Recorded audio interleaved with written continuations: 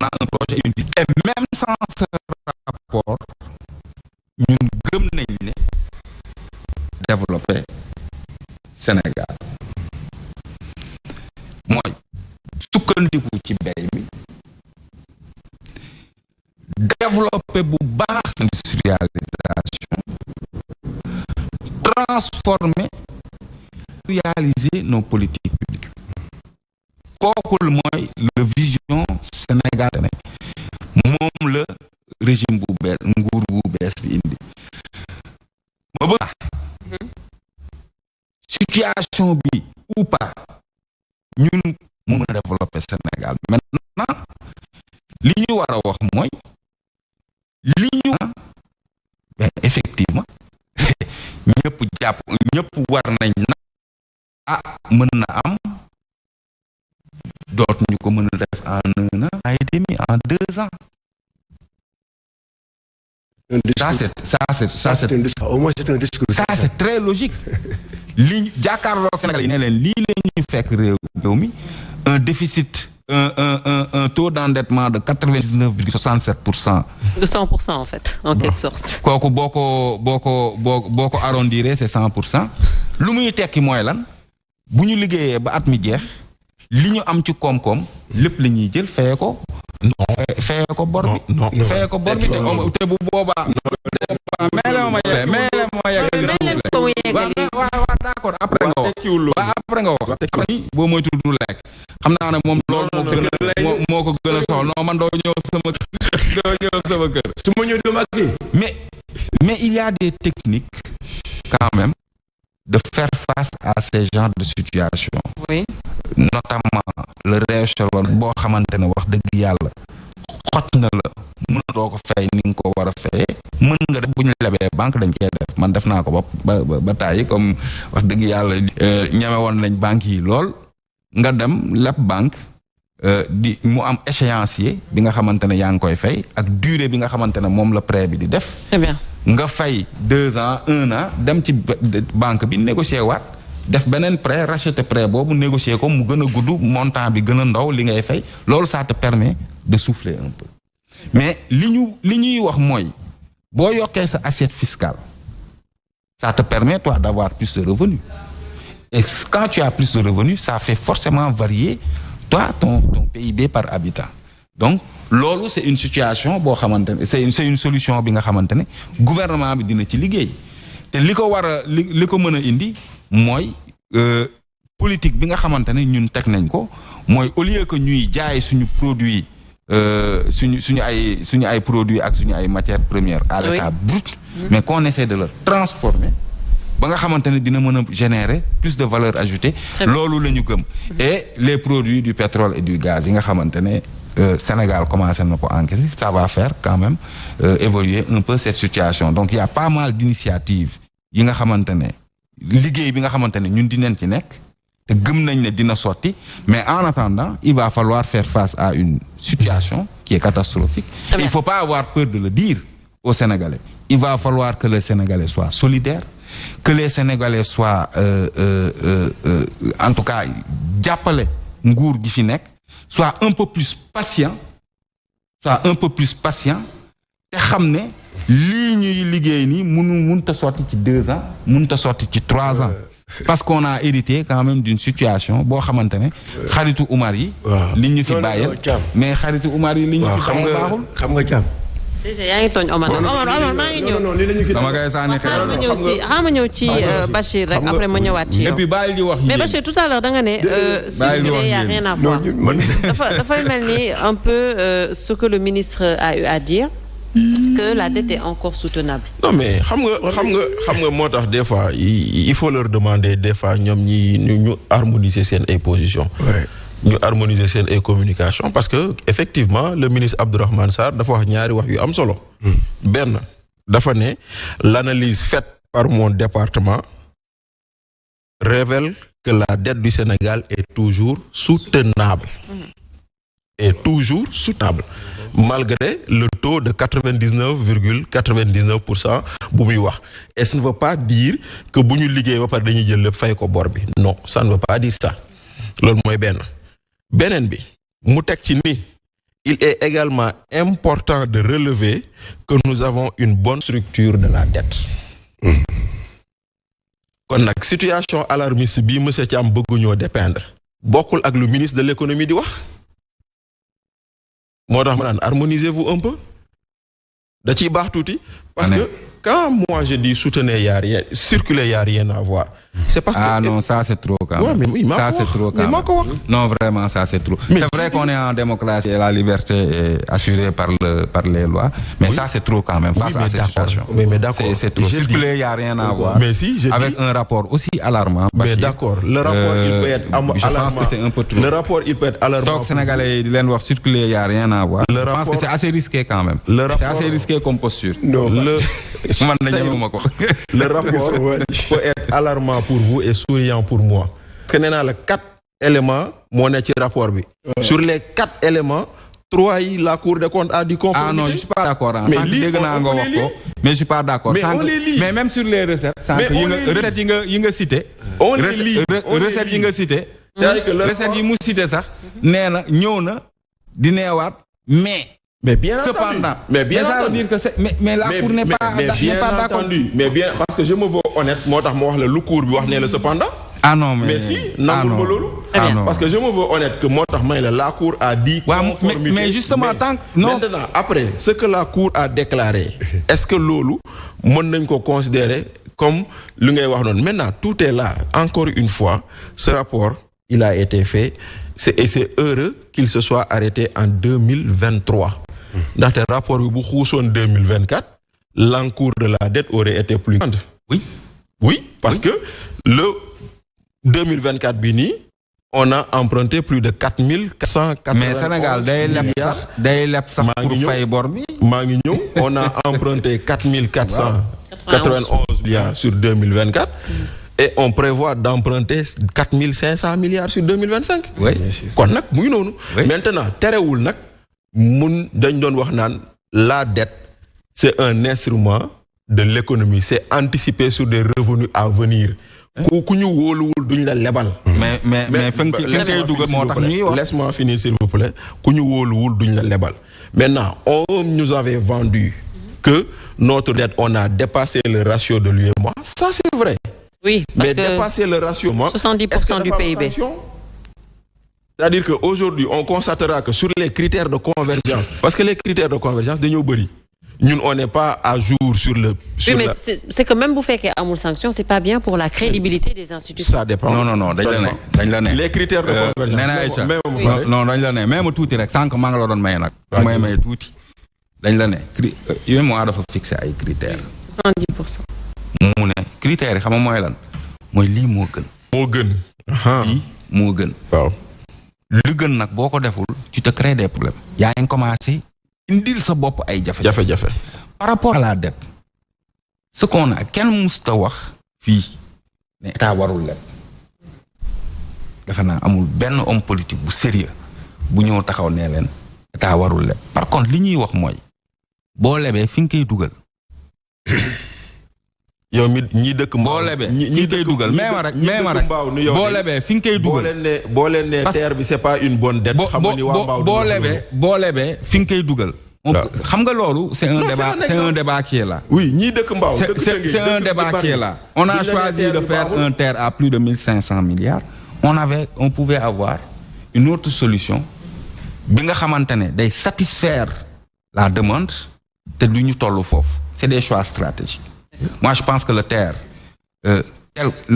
tel que ça a été fait, kenn waxul moyen de transport train nga jóge fii transport en masse buy ramasser banlieue bi yëpp baaxul kenn musu ko wax mais dañu ne mais le projet TER ci boppam ni ñu ko tënkee ak lim ñu coûter finalement.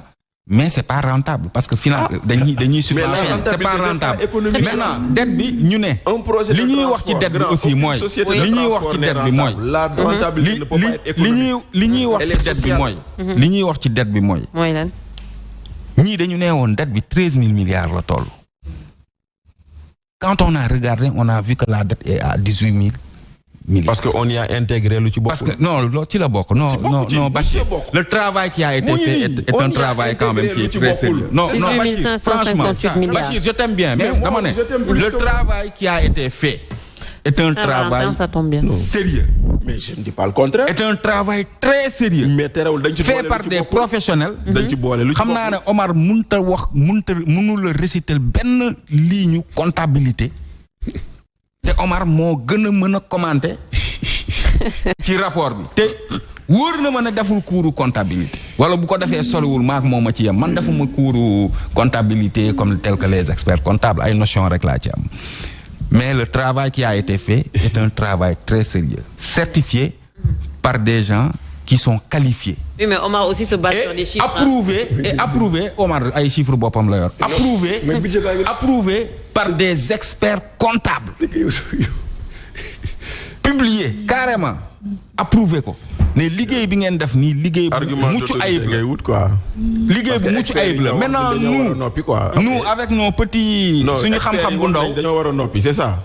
Non waxuma dañu war a noppi mais ce que j'essaie de dire mooy ku nekk mën na ci indi xalaatam mais que l'on reste quand même très factuel et Omar l'a dit sànq le temps de la manipulation on n'est plus dans le temps de la manipulation fu mu toll nii la situation est assez lourde pour tout le monde. wax naa la rapport bi mu génnee le sentiment le mieux partagé mooy ñun fu ñu jëm. nit ki nag doo toog di xalaat foo jëm nga Omar kii Bachir di naan non circuler y a rien à voir. mais oui Omar di ne bon rapport bi. sur la forme bon waa ji si ñëwul fii def na ah non c'est pas ça c'est pas ça et il faut même s'en féliciter qu'il y ait eu ce rapport parce que c'est un exercice de transparence hein boo xamante ne l'ancien régime qui était là n'a pas voulu satisfaire à cet exercice. Et pourquoi la Cour des comptes certifie le rapport? Et ñun on va avoir un deuxième mandat. Inch'Allah. En 2029 bu soobee yàlla.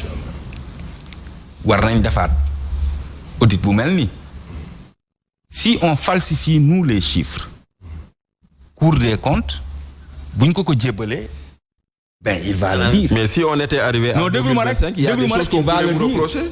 Mais moo tax Cour des comptes di ko certifier parce que Cour des comptes day auditer rapport bi ñu ko présenté. Très bien. waaw même rek Cour des comptes da koy auditer. Il y a des choses qu'on vous reprocherait peut-être. C'est-à-dire j'ai pas entendu.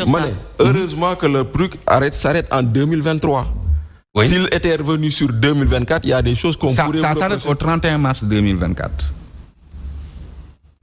Le rapport, l'exercice qui a été fait, c'est de 2019 au 31 mars. Et sur la dette, ça s'arrête au 31 décembre. Pourquoi Lolo? Oui, mais ça c'est normal. Ça c'est normal. 31 décembre 2023. Mais nous on te dit. Mais nous on te dit. Et sur la mais ñun on te dit. On s'arrête au 31 mars. Mais Bachir, de façon transparente, on te dit que mais en 2024 bor amaat na kenn waxu leen kenn lebul. Non dafal naan kenn waxu leen kenn lebul. D'accord. On a même à un moment donné été obligé d'emprunter pour payer la dette, le service de la dette. Mais kooku bu ñu yeggee ci 2024 te le ministre même secrétaire général du gouvernement bi mu jàkkaarloowee ak askan wi démb wax na ko nee na dette bi 18 000 milliards yii nii mais ci 2023 bu ñu ci boolee boru 2024 day yegg 20 000 milliards. Non. Très bien. Alors, 22 000. C'est 22 000. Voilà, da kay yegg. Moi, j'ai pas le montant exact. Non, mais da kay yegg. 18 000 plus 4 000, ça fait 22 000. Non, bu ñu ko yeggee da kay yegg. Kooku le ministre secrétaire général du gouvernement l'a dit hier.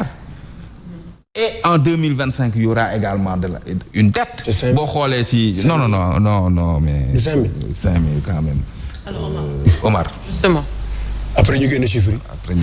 Omar moom tey ay chiffres am la yor. Donc moom ay chiffres am et puis il a un tableau là avec beaucoup de couleurs. Qui n'a rien à voir avec la loi de finances qui a été proposée xaw ma fu mu jëlee affaire bi ak ku la ko yónnee. mais c'est compliqué. da ko résumé xam nga. wane ko ci télé bi gars yi gis li ngay. xam nga boru 4 000 et quelques milliards. kooku ñun ñëpp xam nañ ko. te 2 000 et quelques rek. la ñu waxoon 191. li nga wax ne. dañu bëgg à partir de 2025 bu ñu lebatee mu doon ay investissement wax nañ ko fii Ndoumbelane.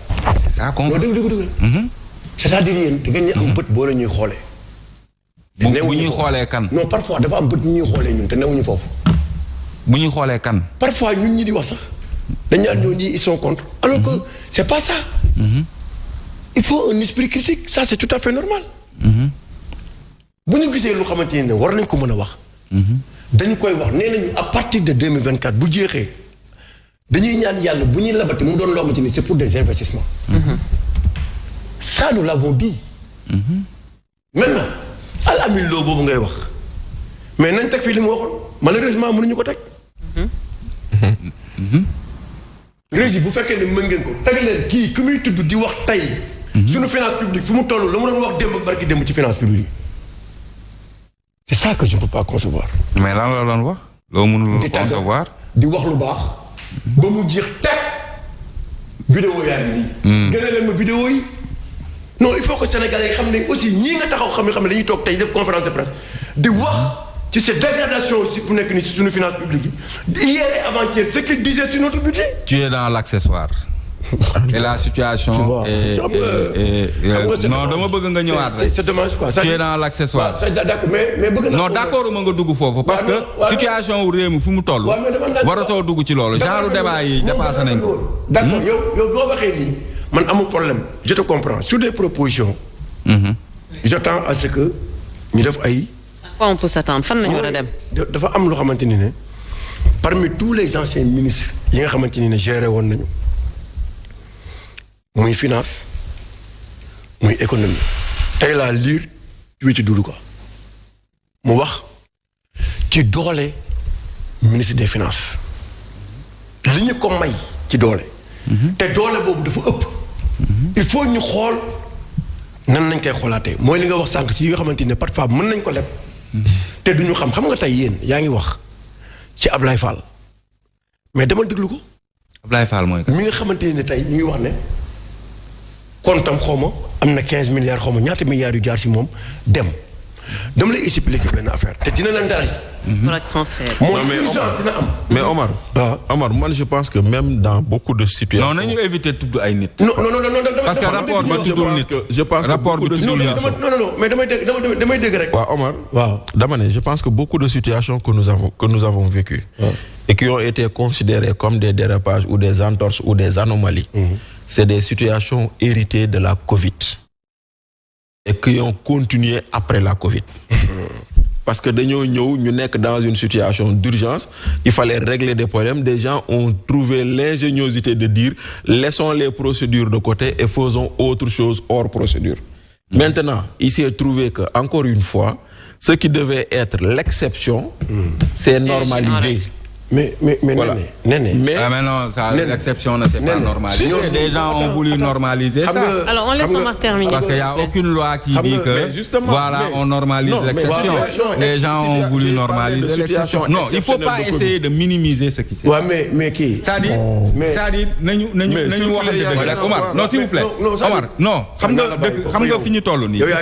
il faut pas,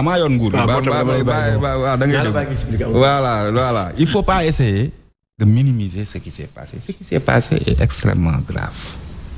Des gens qui n'ont pas la qualité d'engager une dépense, qui l'ont fait. Des comptables privés. Non, waxuma loolu dama ne dépense bu ne ak ki ko war a ki am qualité wu engager dépense boobu ak direction bi war a engager dépense boobu ak kii war a joxe ordre pour ñu def dépense boobu. Mais on a vu des gens yi nga xamante ne ils n'avaient pas qualité ñu engager des dépenses. D'accord. ba ci jël xaalis. di ko dugal ci compte personnel mais ça c'est extrêmement grave. Il faut pas qu'on essaie de minimiser ça. Il faut pas qu'on essaie de minimiser ça. léegi nag li ma wax mooy le ministère des Finances. Le diagnostic a été clair. Le rapport a fait un diagnostic. Oui. Et a fait des recommandations. Parce que le rapport aussi a des recommandations. Et sur chaque recommandation, sur chaque recommandation, aucune recommandation n'est pénale. Aussi, sur chaque recommandation, non. Parce que quand je vois le mais je veux qualifier, non, je veux que tu ailles jusqu'au bout. Je veux que tu ailles jusqu'au bout. Nga lire les premiers paragraphes du rapport, nga xol li ci cour bi wax, nga xamné une autre procédure sera enclenchée pour gérer yi nga xamante ne moom la war a gérer maintenant li ma doon wax mooy le diagnostic a été fait et de ce diagnostic là découlent des recommandations acceptées par ñi nga xamante ne ñoo ko war a accepter en l'occurrence le ministre des Finances qui s'est adressé hier aux populations. Qu'est-ce qu'il a dit? Et non mais ci biir rapport bi laa wax le rapport xam nga après chaque diagnostic après chaque écart décelé il y a une recommandation lire nga rapport bi et sur cette recommandation le ministre il répond dañ lay naan recommandation bi le ministre s'est engagé et cetera à nangam donc ça tu l'as lu donc et ça loolu mooy moom laa lay wax sànq les conséquences administratives qu'on va en tirer. Bon maintenant après dinañ ñëw ci Bachir on laisse Omar terminer. Parce que ministre bi lu mu wax également pourquoi nga ne mu war a yegg foofu. j'ai pas pris la déclaration de Doudou Ka gratuitement. Doudou Ka ce qu'il a dit c'est un ministre il fut ministre de l'économie. mais donc yaa ngi déglu ñooñu ba léegi. non dafa am xam nga réforme nga wax xam nga Thiam. non dama lay laaj rek. dafa ndànk rek mooy expliqué xam nga Thiam réew du caaxaan te ku ne mën nga ko soxla suba ñun ñëpp nag sans exception. ku ne mën nga ko laaj xalaat. parce que yéen nañ leen seen réussite. mais il faut pas être sectaire. non très franchement. waaw non dama lay expliqué rek ma wax la. non on n'est pas sectaire. yow non dafa ndànk. je ne suis pas sectaire. la nga mën a jëlee ñëpp ay Mimi Touré ak ay Al Amin Lo. ak ñeneen ñëpp. noonu nga war a mën a dégloo yeneen sénégalais. yoo xamante ne seen xam-xam nàcc na si te mën nañ la wax. ñëwal ci les propos de maintenant li ma la bëgg a wax mooy. est-ce qu'il a proposé. non il a dit. je l'ai lu moi. mu ne notre haute administration pourtant reconnue pour son excellence est mise en cause dans des irrégularités et des dissimulations d'emprunt entraînant un taux d'endettement provisoire de temps mu ne fii dafa wax fii laa bëgg a ñëw juste si le pouvoir de kii nu mu tëddee. du ministre des Finances. waaw du ministre des Finances. ok fii laa bëgg a ñëw. c'est-à-dire quand il dit mais man nee na ma xool maa ngi jégalu. sa texte bi dafa gudd nag Omar. non du sama texte mais. Omar il faut mu réer parce que li muy xool nii dafa. non téléphone bu ndaw la yor bëgg ci dafay affaire yu. waaw après nga may ma benn téléphone après nga may ma benn dégg nga. après nga may ma benn. Omar nga mu ngi lay tendance tamit. non mais en fait affaire bi. nga am ci ubbeeku yi. ce qu'il faut dire c'est pas le pouvoir c'est les procédures. dafa ne j'attire l'attention des hautes autorités sur l'hypertrophie de pouvoir du ministère des Finances en tant que maître absolu des emprunts bancaires locaux. c'est-à-dire foofu lu mu bëgg a wax mooy. mooy tey am na loo xamante ni. en tant que maître absolu. waaw en tant que maître absolu. non en tant que maître des emprunts bancaires locaux. c'est-à-dire lu mu bëgg a wax foofu mooy. tey emprunté yi fu mu war a mënti jóge. Yoma. dafa war a engager la responsabilité du ministre de l'économie. parce que tey boo jëlee financement à l'extérieur indi ko kan moo koy signé. c'est le ministre de l'économie. donc mënuñu nangu tey ñu engager des emprunts au niveau des banques privées sans pour autant que le ministre de l'économie ne soit au courant ou mu certifié ko loolu xel nangu na ko war na mën a bokk ci réforme yi nga xamante ni ne yéen envisagé ngeen ko pour indi ko maintenant li ma la bëgg a wax ci urgence yow génn nga 108 millions da ngay assister ay nit foo ko teg génne woo 108 millions dugal ko ci LFR yow dépasse assister ñan ñooñu pour assister ñan la woon. lay wax rek da nga ne situation d'urgence nga nekkoon. pour assister ñan la woon. pour assister ay blessés. ak ñit ñu gaañu. wala defu leen ko ci biir loolu état warul jël loolu en charge. waaw non dafa ndànk moo tax ma ne la. yaa dama lay laaj ndax lu état war a def la wala lu état warul def la. yéen da ngeen ko ñaawlu yow actuellement ci par rapport rapport bi da ngay ñaawlu yooyu yow am na ay dépenses yu gars yi yu ancien régime bi effectué yoo xamante ni ne. mooy dañu nekkoon ci situation d'urgence. non attention. jël nga 8 attention non Omar yaa ngi jaxase Omar yow dafa naa yow da ngay bëgg sax. on le laisse terminer. il termine juste après. waaw mais yow yaa ngi dugal 8 milliards yow wax nga da ngay génne 8 milliards pour lu mel ne plan d'urgence sur les inondations waxoo ko Bakel. est-ce que da nga ko prévoir woon. Ah, mais non, mais Omar. Mais est-ce que vous avez prévu ça? Omar, je pense que c'est difficile, quoi. Dans le budget. C'est pas prévu.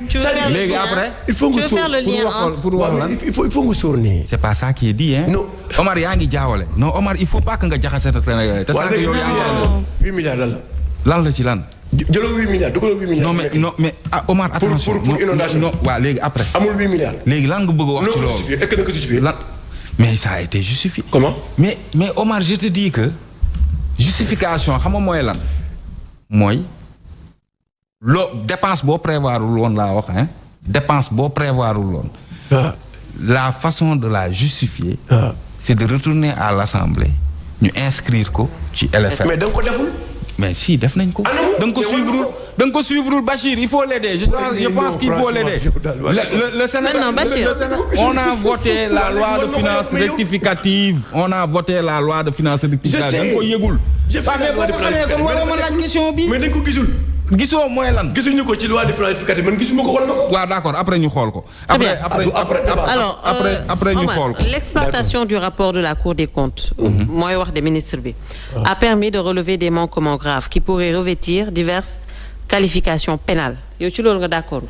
Parce que quand il parle de faux en écriture, c'est le ministre de la Justice. Faux en informatique, détournement. En fait, c'est ce que je dis. Oui. Pour moi, quand la Cour fait un rapport, elle dresse des recommandations. Et dans ces recommandations, bu ngeen xoolee le rapport sur la Covid, Omar, on a vu des recommandations de poursuite pénale contre des gestionnaires, des personnes identifiées parce que jàpp nañ ni lu ñu gérer du noonu. Mais ici, j'ai vu, parce que des fois aussi la Cour peut demander la traduction de la personne à la chambre de discipline financière. Parce que bu leen fàtte ni Cour des comptes dañuy atte. am na ay gestionnaires yoo xam ne. dañuy am ay situations yoo xam ne ci seen gestion am na lu leen si dal ñuy traduire leen foofu dóor leen ordre de recette mooy maanaam ñuy dagg seen salaire di fay loo xam ne li manqué na te xëy na eggul si poursuite pénale. gisuma loolu gisuma fu ñu demander ay remboursement. gisuma fu ñu demander poursuite pénale léegi loolu moo tax ma ne quand je vois tout ça je me dis que quelque part là où la Cour n'a pas qualifié le ministre a-t-il le droit de qualifier? C'est une question que je pose en me disant que quand le ministre parle d'association de malfaiteurs, de blanchiment de leneen. Mais est-ce que tu as lu l'avertissement? Détournement l'avertissement de la Cour. ci paragraphe. Oui. Je te lis rek rapidement ñu kii ko mu ne. Les faits relatés dans le présent rapport présumés constitutifs de faute de gestion de faits ou d'infraction à caractère pénal feront l'objet, le cas échéant, de référé ou de déclaration provisoire de gestion de faits. D'accord. Maintenant, est-ce que tu as lu Voilà, merci. De ce que tu as lu, je suis d'accord. Tu as compris. Allez-y. De ce que tu as lu, on a compris. Maintenant, de ce que tu as lu, qu'est-ce que la Cour a qualifié de faute de gestion? Gisumoko. Qu'est-ce que la Cour a qualifié de fait de gestion? Gisumoko. Qu'est-ce que la Cour a qualifié d'infraction pénale? Gisumoko. Loolu moo tax ma ne là où la Cour n'a pas qualifié, est-ce qu'il revient à quelqu'un de qualifier? C'est une question que je pose. Donc foofu laa tollu man. Maintenant moo tax ma ne la il y aura une suite de ce rapport. On est d'accord. Il y aura une suite. Non bàyyi bu ma wax mais Thiam il y aura une suite parce que rapport bi mënuñu ko bàyyi rek dugal ko ci tiroir bi fii lu ñuy dugal ci tiroir ak lu ñuy teg sous le coude amatu fi. Rapport bi day am suite bi mooy lan pour les ñi nga xamante ne les fautes administratives il y a une façon de traiter ces fautes administratives là. Les fautes pénales, les infractions pénales, il y a une façon de traiter ces infractions pénales moom la cour bi wax fii ci kaw. Oui, mais non, mais ce sera bien évidemment la suite du rapport. Comparé aux anciens rapports, la Cour qualifie. Très bien. Mais fii gisuñu ko loolu moo tax wax la loolu may tamit. C'est important. Alors pour terminer paragraphe boobu Omar. Oui, pour terminer paragraphe boobu. C'est une chaîne de. C'est une chaîne, c'est-à-dire. li ngay wax nii yi ngeen toog di ko wax. waaw na ngeen xam ne c'est une chaîne. C'est une chaîne, c'est-à-dire. nit waaw. jubal jubanti bi nii da nga bëgg a wax ne dañ ci war a def ndànk. yàlla dimbali nga war ko mën a def. dañ ci war a def ndànk. avant juróom at non Très bien. ba jusqu'au bout. alors mais loolu mais li ngay wax pour lan la da nga bëgg a wax ne jubal jubanti bi nañ ko teg ci suuf. nañ ko teg ci suuf def dëngal. voilà Sénégal yi actuellement am nañ ay urgences. mais s'il y a une chaîne. y a des urgences. mais les urgences justement ça n'empêche pas de traiter les. ça n'empêche pas li ñuy def nii. ça n'empêche pas de traiter les urgences des Sénégalais. et d'ailleurs le gouvernement benn ci urgence sénégalais yi. bokk na si ñu laaj ñun suñu 1000 milliards yu ñu diggoon fu mu nekk. 1000 milliards yan. yu nekkoon ci benn compte. ci benn compte ñu indi ko mu saafara suñuy problème. di nga ci xam dara léegi bul yàkkamti. bokk na kooku di nga ci xam dara bul yàkkamti. tu as déjà vu dans le rapport qu'il y a eu 1000 et quelques milliards qui ont été mis dans un compte boo xam ne kenn xamul fa mais. di nga ci xam dara. di nga ci xam dara nous on ne veut pas. alors quelques milliards dans un compte ñun dañu bëgg ñun. ci Sénégal. gouvernement